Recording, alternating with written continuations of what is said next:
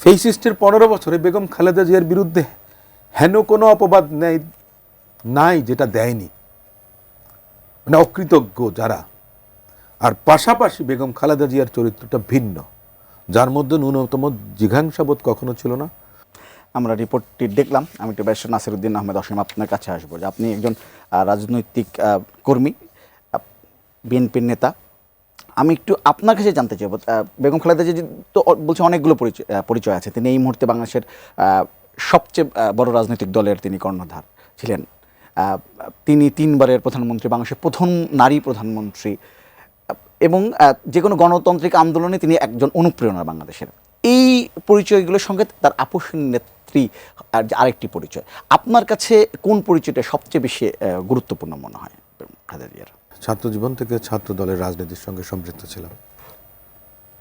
ঢাকা বিশ্ববিদ্যালয়ে যখন ভর্তি হয়েছিলাম 85-86 শিক্ষাবর্ষে, তখন থেকে ম্যাডামকে দেখেছি। তার আগে আমরা যখন কলেজে ছিলাম, আমি ঢাকার বাইরে ছিলাম, সে সময় স্বৈরাচার বিরোধী সামরিক শাসন যখন জারি করেছিলেন এরশাদ সাহেব, তার আগে একটু বলি, যেটা তিনি প্রথম নারী প্রধানমন্ত্রী বাংলাদেশের এবং দ্বিতীয় নির্বাচিত সরকার প্রধান মুসলিম বিশ্বের।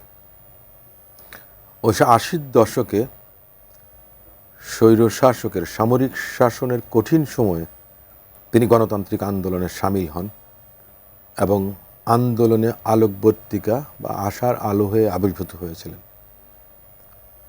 যে সময়টাতে একজন গৃহবধূ বিধবা রাজনীতিতে এসেছিলেন অপরিপক্ক, কখনো তিনি আসতে চাননি রাজনীতিতে। উনি 1982 সালের জানুয়ারিতে প্রথম বাংলাদেশ জাতীয়তাবাদী দলের প্রাথমিক সদস্যপদ লাভ করেন। সে বছর নভেম্বর মাসে তিনি শহীদ রাষ্ট্রপতি জিয়াউর রহমানের সমাধিস্থলে প্রথম রাজনৈতিক বক্তব্য দেন, সেটা সামরিক শাসনের সময়। 1 বছরের মধ্যে তিনি বাংলাদেশ জাতীয়তাবাদী দলের vice chairman, senior vice chairman এবং পরবর্তীতে ভারপ্রাপ্ত চেয়ারম্যান। এবং 1984 সালের 10ই মেতে তিনি এ দলের দায়িত্ব গ্রহণ করেন চেয়ারপারসন হিসেবে। ওনার প্রচণ্ড সাহস ছিল। ওনার পিচঢালা রাস্তায়, উত্তপ্ত রাস্তায় তিনি প্রেস ক্লাবের সামনে টিয়ার সেলের মাঝে তিনি যে বসে থাকতেন, তিনি সেখান থেকে নড়তেন না। গুলিগালাজ হয়েছে, ককটেল বিস্ফোরণ হয়েছে, কিন্তু তিনি কোনো নেতাকর্মীকে ছেড়ে কোনোদিন এক বিন্দু সরেননি। আপনি যে কথাটা বলছেন যে আপোষহীন কেন হয়েছে, যে 1986 সালে আপনি নির্বাচনে, আপনাদের হেডলাইনে দেখছিলাম যখন জামাত এবং আওয়ামী লীগ নির্বাচন করবেন না, এরশাদের অধীনে নির্বাচনে যাবেন না, তারা নির্বাচনে গিয়েছেন, কিন্তু বেগম খালেদা জিয়া যাননি। কারণ ওনার শর্ত ছিল যে গণতান্ত্রিক উত্তরণের পথে কোনো শর্ত দেয়া যাবে না। আর স্বৈরশাসক এরশাদ সাহেব শর্ত দিয়েছিলেন, শর্ত সাপেক্ষ সেই নির্বাচনটা, তিনি সে নির্বাচনে যাননি। তিনি বাংলাদেশের জনগণের পক্ষে ছিলেন। ওনার সাহসের কথাটা বলছে 1986 সালে লালদিঘির ময়দানে আওয়ামী লীগ নেত্রীর সমাবেশে গুলিবর্ষণ করা হয়েছিল। ওনাদের প্রায় 10-12 জন নেতাকর্মী নিহত হয়েছিলেন। তার পরের দিন আওয়ামী লীগ নেত্রীর নেতৃত্বে 14 দলীয় জোট তখন ছিল কিনা আমি জানি না, তবে আওয়ামী লীগ নেত্রী ভয়ে কিন্তু আর বের হননি বাসা থেকে। একটা অনিশ্চয়তার মধ্যে পড়ে গিয়েছিল ওনাদের সেই জোট। সেই জোটের মিছিলের নেতৃত্ব দিয়েছিলেন বেগম খালেদা জিয়া। এই নতুন প্রজন্ম জানেন কি না, এই যে রাশেদ খান মেনন বলেন, হাসানুল হক ইনু সাহেব বলেন, আপনার রাজ্জাক সাহেব বাকশালে ছিলেন, সুরঞ্জিত সেনগুপ্ত ছিলেন, মতিয়া চৌধুরী, সাজেদা চৌধুরীরা ছিলেন, তাদের সেই মিছিলের কাফেলায় নেতৃত্ব দিয়েছিলেন বেগম খালেদা জিয়া। কিন্তু ওনারা ফেসিস্টের 15 বছরে বেগম খালেদা জিয়ার বিরুদ্ধে হেন কোনো অপবাদ নাই যেটা দেয়নি, মানে অকৃতজ্ঞ যারা। আর পাশাপাশি বেগম খালেদা জিয়ার চরিত্রটা ভিন্ন, যার মধ্যে ন্যূনতম জিঘাংসাবোধ কখনো ছিল না। পরিমিত কথা, পরিশীলিত মার্জিত ভাষা ব্যবহার করতেন বিরোধী রাজনৈতিক দলের নেতাকর্মীদের সম্পর্কে। 1988 সালে নির্বাচন হয়েছিল, সেখানেও তিনি যাননি।